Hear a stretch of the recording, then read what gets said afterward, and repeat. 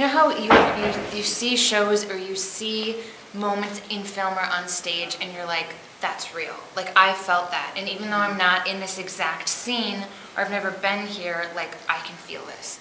And so I think he himself was writing maybe about, I mean, you know, it is somewhat autobiographical, but he was writing it also for everyone because it's universal. Like, everyone feels something. There's so many moments like that where it's like, I've like yelled at my mother like this, or I felt so hurt like back when I was in high school and I liked some boy and it didn't work out. You know, everyone has felt these things. Well, and it's, I mean, it's a different exaggeration. It's someone else's experience on what every family goes through pretty much. The kids grow up and either they stay at home, which isn't usually looked upon as a great thing, but or they go off. And there's the struggle of when and how. I mean, Tom just says, how do I leave home with, like, how do I leave this coffin without removing one nail? How do you leave home without having some effect? Today we have amazing technology. You can keep in touch. You can, I mean, airplanes, you can fly home all the time. But in that time period, in the 30s and 40s, you leave. Either you're down the block or you're gone. So. Yeah. And you want things were everyone to more leave. black and white then, you know. And I think for me, and I have to be honest because I'm not a real big Tennessee Williams fan, although this is the one play of his that I do really like. And I think to answer your question, I'm still kind of thinking about that. You know, because there's not any right one answer, and I'm still sort of like, you know, trying to figure that out, you know, because he is doing so many things with it, and it's that's what's so interesting about the rehearsal process is just when you think you might have it figured out, you're like, oh well, you know, what about, there might be something else thrown in there, so you're always, I don't know, New things that's are revealed. yes, yeah, you know, it's very interesting. I think we're getting into like the nitty-gritty stuff of what's going on. What was nice is we had a couple rehearsals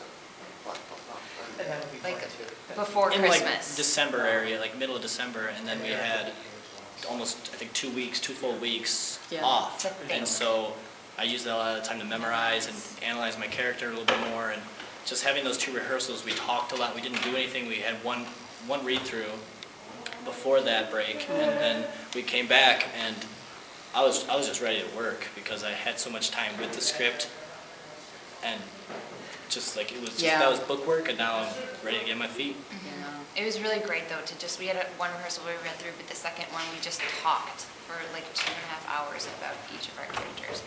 It helped a lot. I know for me, when we had that break, I had to look at my script every day, but I didn't want to start technically memorizing anything, because for me, I need blocking and movement, and that's the rehearsal process too. I've never played a character like this before because I've always played more basically like normal characters, I guess.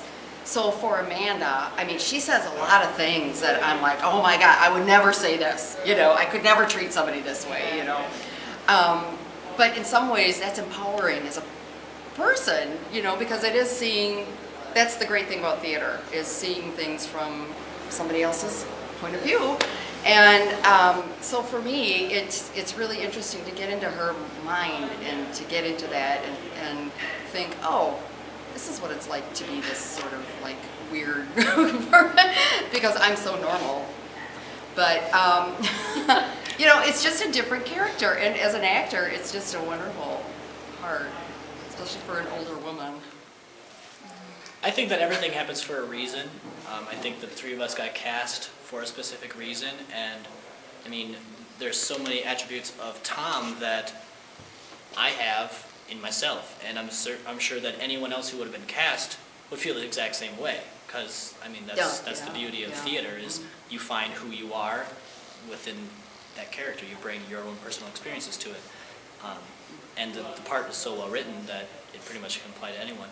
But just different things like personality. He's very outgoing at home, but going out on the streets and at the warehouse, he's the weird one. He's so, like, I mean, any of the scenes in the house, he's charming, he's witty, he's funny, he's emotional.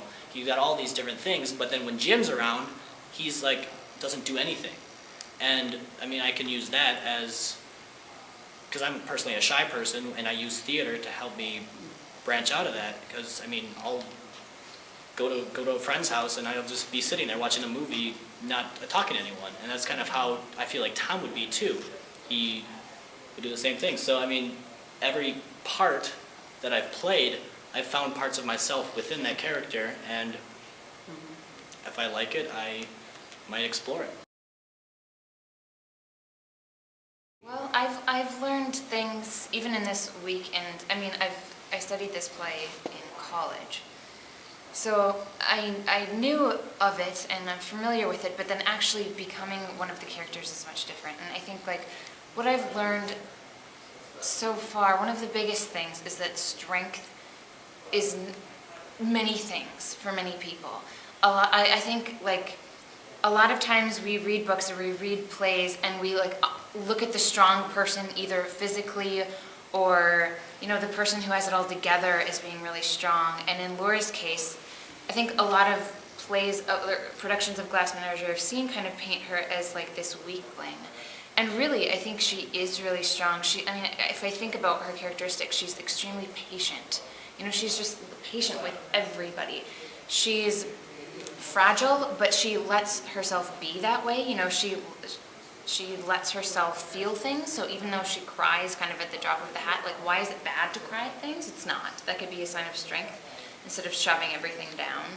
Yeah, and then, she's honest about the way it is. Honesty. That's and then very true. The big factor too is like her disability, which is something that I have never struggled with, and so it's constantly in my mind in rehearsal thinking like, even though this disability is not something that is physically so horrible, in her mind it's just like the worst thing, and it is something that has literally kept her in this like world like this, like this world where all she has is a Victrola and a Glass Menagerie because of this crippled disability in her head. And so to like step into a character that thinks that way of herself and just thinks so little of herself because of this small disability, it makes me realize, you know, I don't know what it makes me realize overall about life, but it's definitely changed my opinion about what is strong. I think like Laura is really strong, and sometimes I want to shake her and be like, come on girl, like it's okay, your disability isn't that bad. And then other times I'm like,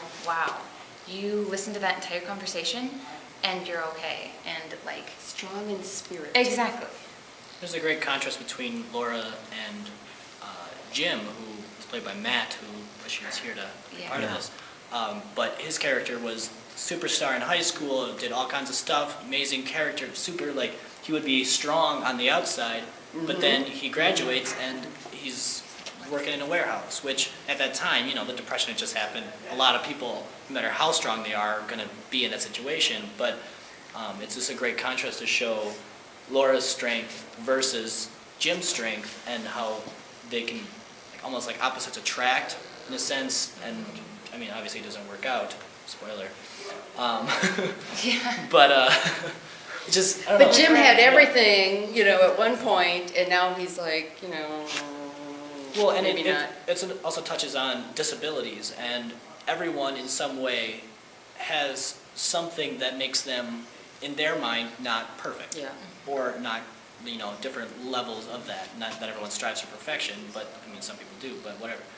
And, I mean, everyone has something in their life that brings them down, or multiple things, and this play brings that out.